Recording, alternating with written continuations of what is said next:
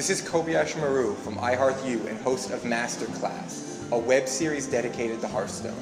Today I'm here at the W Hotel in San Francisco, California for the iPad release event of Hearthstone. Today, I'll be speaking with some of the development team and we'll be getting hands-on experience with the final build of Hearthstone on the iPad. There's a lot of action, so let's get into it.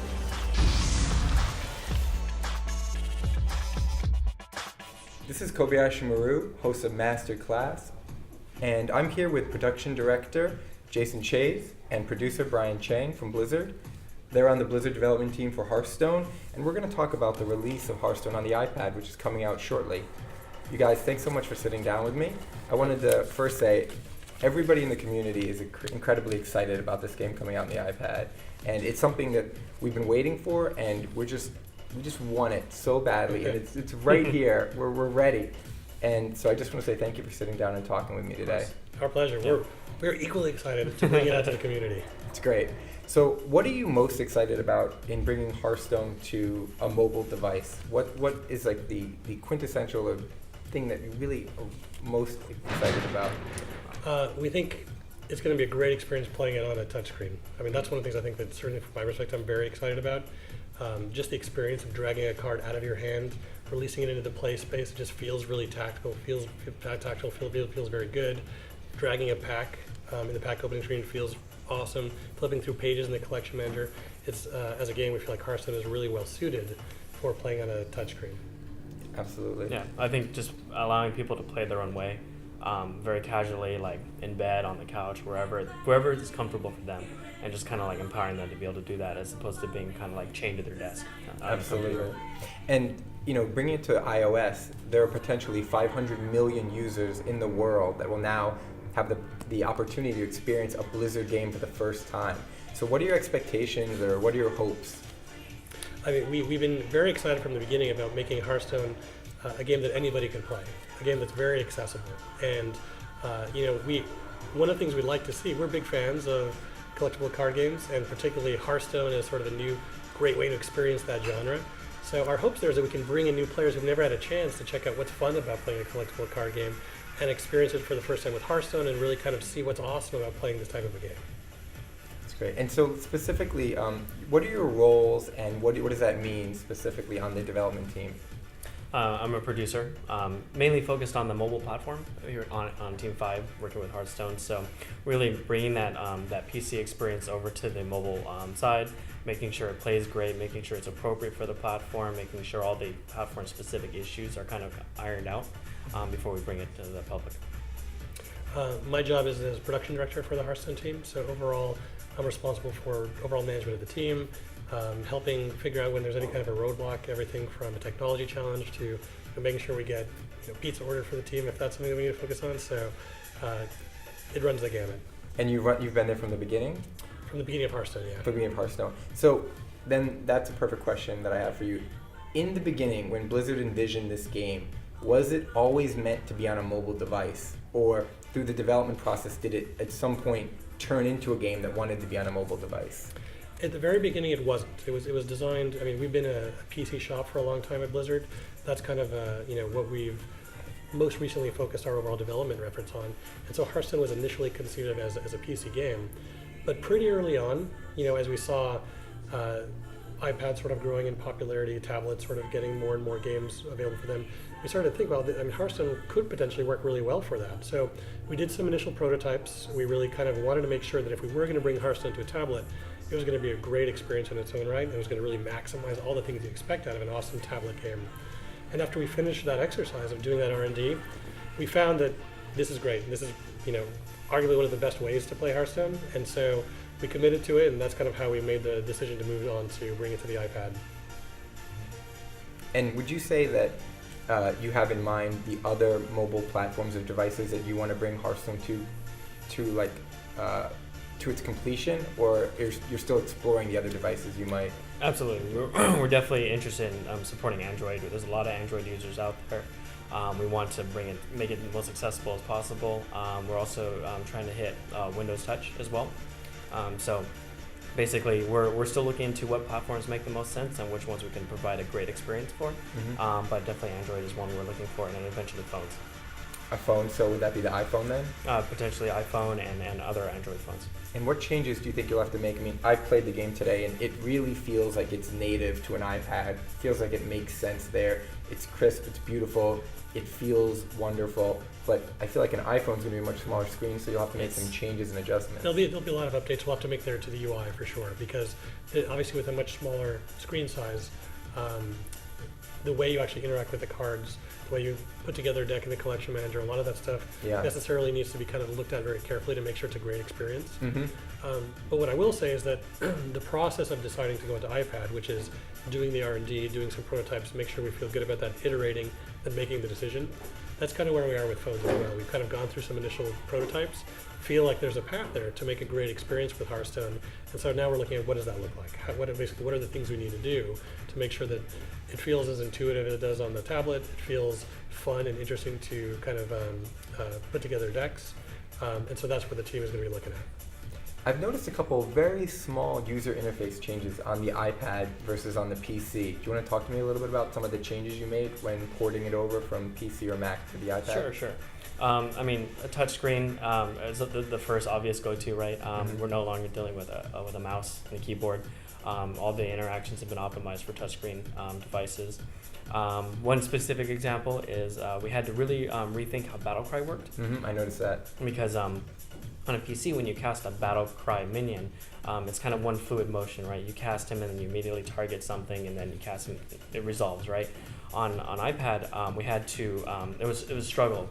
We initially brought that strict kind of implementation over, and it just wasn't intuitive enough. It wasn't being received well. People were getting confused. So we broke it up into a multi-step process. Well, first you bring the minion into play, and then you tap on your target if it's a targeted Battlecry. So yeah, and I noticed that because I hadn't played it on the iPad before today, and I'm used to the PC version. Right. I brought a minion out with Battlecry, and I was concerned because as I let him go, it didn't maintain his the hold of him. He was down on the board. So I thought, well, first of all, what am I targeting? I haven't had a chance to choose yet.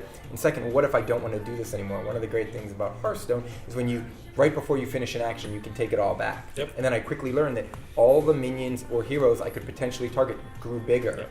And then also I tested, well, can I undo this? And you can, click away and undo that action. And it did seem really intuitive, as well as sort of other little things I noticed that they might be slightly different from our typical PC or Mac interface experience that we're all used to as players, but it's completely intuitive. on a touchscreen. On a touchscreen. And that was sort of our design goal with that, is just to make sure that if you had played Hearthstone on the PC, that you'd be able to make that transition very quickly. And some things will be a little different. Like, for example, without a mouse, there's no right click. Also without a mouse, there's no hover states. Right. So things like tooltips, you actually they're still available in the game. You get them by holding down on a particular card or particular UI element, and that stuff will still come up. Instead of clicking it. Exactly. And so that's all still there. Just how you actually access it is slightly different, but we feel like will be a great experience nonetheless. Since you worked specifically on taking the PC and the Mac over to the iPad, wouldn't you tell me a little bit about some of the challenges you faced in adapting it? Like something that was hard that you sort of struggled with? And I mean, it seems like you've gotten there, but there are sort of some tweaks and some minor issues still in the base game that are being worked out, but then also it seemed like maybe there had to have been a process to get to where you are now. One of the challenges was getting the game to be very a good experience on all of the models of iPad, right? We support iPad 2 and above, and iPad mini and iPad mini with Retina and all the models. So optimizing the memory footprint in order to get to perform very well, that was a very kind of challenging effort. But I think where we ended up is a really good experience on each device. And I noticed that the way that sort of you, like, all the experiences you expect on the PC version are still there. Like, I disconnected because I closed the app and I came back and there was a reconnect feature. Is there anything that's not in the iPad version from the PC version? Is there anything missing? No, I think we pretty much got everything in there. The main goal was to make sure it's the exact same experience across the board. We did optimize some of the interactions. Right, but all the functionality is pretty there. much, yeah. And that's a good question because good transition, because as you move forward, working with the iPad or Apple Store, you're going to need to sort of coordinate updates. Right. So how is that process going to work? Because you can't release an update for a PC and a Mac and then not for the iPad because it's all interacting in the same world, right? It'll be on Battle.net. synchronized. So, it does mean that we're going to have to do a lot of parallel development, making sure that any issues or any concerns with new features coming online are resolved for all the platforms we're supporting at the same time. So at this point, we have kind of scaled up to the team to the point now where we have the PC group and the mobile group are essentially one development effort. We're going to be testing them both in parallel. We're going to be sort of making sure that all the features are compatible across both platforms. And then when we do a patch, we do an update, that'll be coming out for both platforms simultaneously. So you have to sort of wait on the Apple Store to be ready, and then when they're ready with that app, you sort of bring everything down, update everything, and then relaunch. Yeah, so it'll be linked to exactly when it's available in the App Store. It'll be also released on PC at the same time. And what is like the data footprint? How much like bandwidth does it take to play the iPad for people who have like a 3G connection, are paying by bit, or not having unlimited connection? It's relatively small. I mean, there's very few packets being sent over the wire. We've made an effort to try to minimize that where it makes sense. It's not a very data intensive game, but we do say if you're on a on a data plan, so to say, then we do recommend that you play on Wi-Fi if possible, just to make sure you for sure. charge it. But ultimately, would you say it's an hour or two of Hearthstone is less than an hour or two of web surfing, or less than an hour or two of? It's definitely less than any media downloading, such as watching a video, or even YouTube. Yeah. It's way less than that. Interesting. So you released, or you're about to release Hearthstone for the iPad, and you guys have been working really hard to make it happen. What's the development team's next big challenge? What do you see as your next big challenge and goal? So we've kind of passed the point now where we're just about to get Hearthstone out on all the platforms we tend to support for the initial release. So once we actually move past the soft launch, get Hearthstone out to a global audience, from there it kind of goes into a lot of the next wave of features and content that we've been kind of talking about for a few months now. So Adventures is one of the ones that we mentioned at BlizzCon. The team's hard at work at that, and we have some more announcements on that coming up in the next few weeks. So we're pretty close to. Is that the story mode? This is sort of where you can play against enemy AI, some pretty interesting, challenging bosses to unlock new cards for your collection. We have a lot of new cards that we're excited to put out to our players, and we'll have more information on that to share in the next few weeks. So there'll be that. There's also features related to social, features related to esports, things that the team has been kind of doing internal development on for a number of months now that we're also going to be looking at rolling out here in the months to come. And then the Android and iPhone efforts are also kicking off too. So we're definitely looking into those, supporting them as digital platforms. And do you have a date set for when it will be iPad will be released in North America? We don't. Okay. So we are going to be carefully monitoring what happens with the launch in Australia, New Zealand, and Canada. What I can say is that it's very, very soon. Talking about within the next couple of weeks, and at that point we'll be looking to bring the game out to anybody who has an iPad anywhere. And how much will the app cost in the App Store? It's free download. It's free. So free to play, truly free to play in all forms. It's great. So I don't know if you guys have heard, but last week Twitch announced a game that is called Asphalt 8, and it's the first mobile broadcasting in an iPhone and iPad, I think in any mobile device. And basically that functionality opens this door for the potential of having a whole new sort of era of mobile broadcasters. Do you guys know about that, and do you have thoughts about the potential to have mobile broadcasting for Hearthstone on the iPad? I mean, I think it's super exciting to think about that. I mean, again, we've been pleasantly surprised at how Hearthstone has been received as an esport, and kind of certainly the spectator experience of watching somebody else play Hearthstone at competitive levels or just even casual levels is something that we've gotten feedback over the course of the beta and continue to get feedback. That's a really awesome experience. Yeah. So having the ability to stream from an iPad and actually have an audience watching that is a really cool feature, and something that, based off community feedback, is something that I can totally see us looking at. So that sort of touches on 2 points. It's sort of the mobile broadcasting and spectator mode. So to parse that for 1 second, spectator mode, do you have an idea of when that's going to get implemented, or how it would get implemented on potentially multiple platforms? So it's something we have some designs for on the team. In terms of when it's going to be released, I don't unfortunately have an update for you today. But it's something that is probably one of the most desired features that came in as feedback from the beta, and it's something that we're passionate about on the team, making sure it's a great quality experience. So it is something that we're doing internal development on. And then the second question I think is around streaming on the Yeah, so like device. if you have this idea of if you have mobile broadcasting and then you potentially have a spectator mode, you could have mobile commentators or mobile broadcasting. So do you see that as something that would be a high priority for you, or it's just something that now that there's a potential, it's something you're going to keep sort of in your thought process and development? It's something we'll definitely be evaluating. I mean, I think that it's awesome to hear there's a new technology that's come out and a new way to sort of experience content through Twitch and through other streaming systems.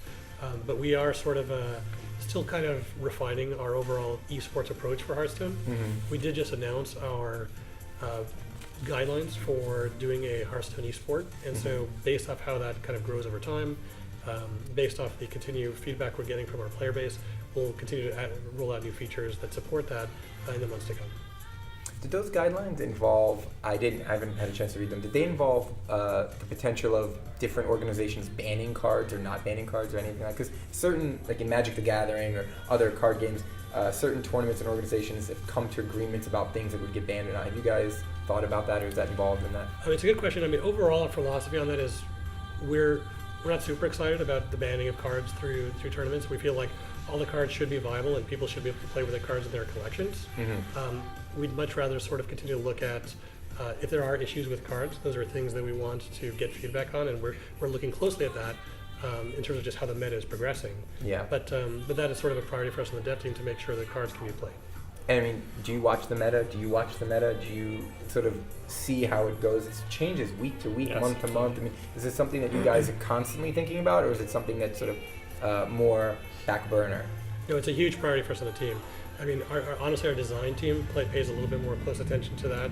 That's one of their top priorities, and they're looking at to see what are the evolving strategies there, how dominant is a particular class, how dominant are particular cards, and we'll make adjustments if it's absolutely critical that they're necessary.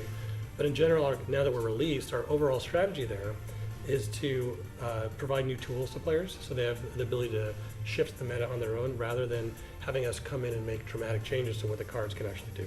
Okay, so meta evaluation, strength of decks, new tools. This is kind of all circling around this one topic. And I think the best way that I can describe it is that the community in general has sort of mixed feelings about a few decks, particularly the Zoo Warlock, the Hunter. You know, a lot of people feel like those two decks tend to force every other deck to be built a certain way just to withstand them, just to even play decently against them. And that may or may not be true, but there's certainly that sentiment amongst the community. And by limiting deck options, I know that's definitely, if that is true, that's definitely something the Hearthstone development team does not want. You want as many options, as many ways to sort of make creative new decks.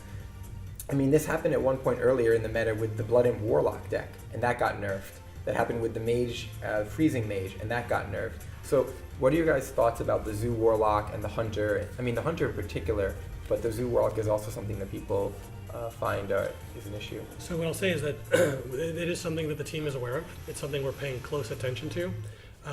You know, it's something that we want to make sure, as you said, that there's a lot of viable strategies out there. And it is continuing to shift, as you also mentioned earlier, week to week to week. Right. So if we continue to see this, if this is a problem and we're continuing to see this as a big concern, then we will actually take a look at that. But again, now that we're into release, we want to make sure that we're making very careful strategic and tactical choices about what we're changing. So you prefer to give new tools than let's say take out the tools of the Hunter or the Warlock? That is our general philosophy. Now there are certain cases where we might have to do more than that, but for right now we're not in a position where we can announce any changes. But I do think it's important that all the players are aware of the fact that it's something we're going to be keeping a close eye on. So a little bit more specifically, I mean, I know you like to play Shaman. It's something we briefly touched on. It's one of my favorite classes. This is something that, here's a class where it has such a great toolkit, but what it really does not have is healing. Way early in the beta, the healing totem actually also healed the hero. You've got 2 Earthen Ring Farseers you can gain access to as sort of general cards, but there are other decks as well that don't have healing, and it's great that each class has certain strengths and others don't, but ultimately the question is, you know, do you need to add certain things like that as part of the toolkit for these classes, or do you need to give them other ways of dealing with it? Well, I mean, so I'll give you 2 answers. I mean, one answer is, to be perfectly honest, this is more of a question for our design team. Like we're kind of more focused on just kind of dealing with kind of the iPad launch, or at least speaking to that. But what I will say on behalf of them is that I know that they're very focused on making sure that each class is viable. And so making sure that Shaman is vital, making sure that every one of the classes is vital is something that they're very focused on. Okay. So we only have time for a couple more quick questions, so I just want to run through something really fast. On my show Masterclass, we basically strategize and play and explore Hearthstone. We do fun things like cooperative laddering and deck analysis and constructed draft. But one of the things we always do is when we have special guests on, we ask them a questionnaire. So I just want to run through 3 or 4 quick questions and get your quick answers on them. So what's your favorite video game system or console? Currently, I actually spend most of my time mobile gaming right now. Mobile gaming? Yep. That's the same for me. I mean, most of my games these days I'm playing on my iPad. iPad? What's your favorite classic video game? For me personally, probably Alpha Centauri. Centauri? So it depends on how far back you go and you just define classic. Favorite I guess. game? I think Ocarina of Time is up there for me. Wow. Okay. Nice. What's your least favorite level or boss? In any game? In any game.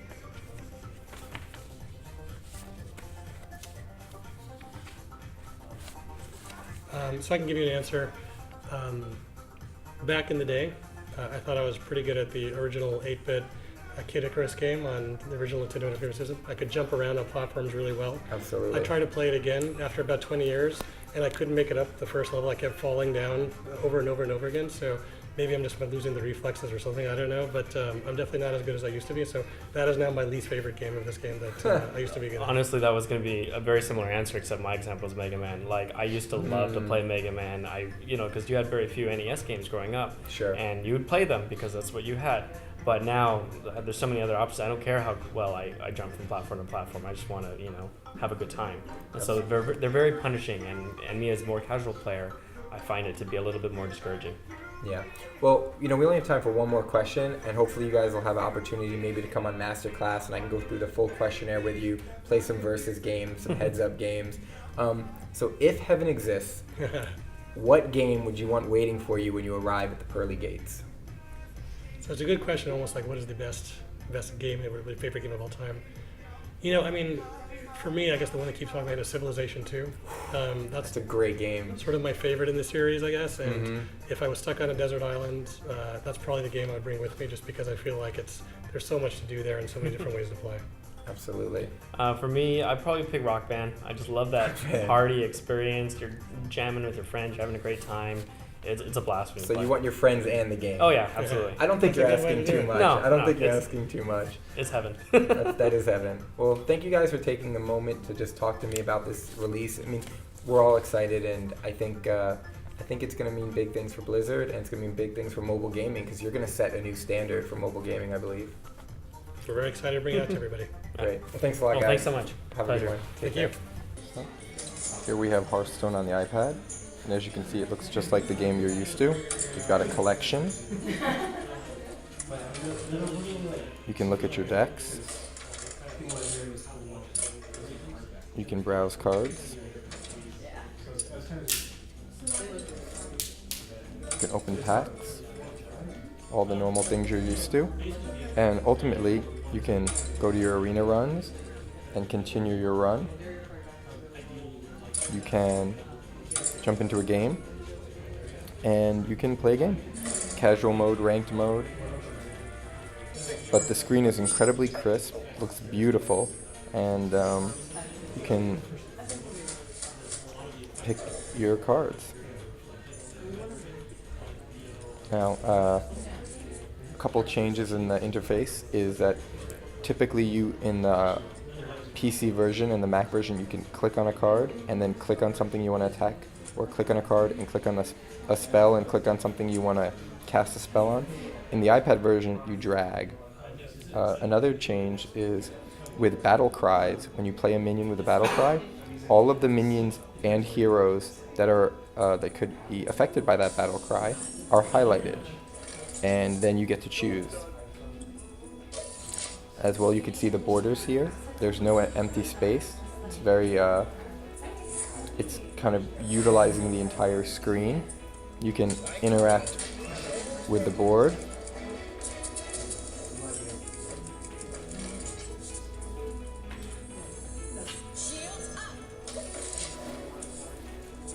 If you want to see something, you hold down instead of tapping. He's got an 06 Nat Pagel, which is looking really strong.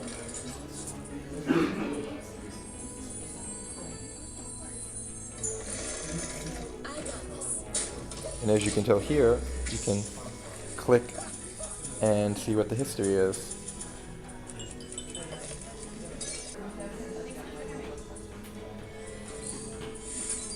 See how all the minions now are highlighted? You can cancel once more time. Pick the one you want. 1, 2, 3, 4, 5. Hero power. And instead of tapping and tapping, you drag.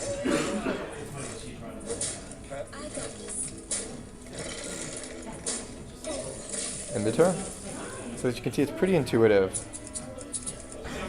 I spoke to some of the developers and they mentioned that for the iPhone and other smaller mobile devices, they would be looking to change the visuals slightly so that everything's readable and crisp and you don't have issues grabbing things and moving them. So, this guy's taking his time. May as well say hello.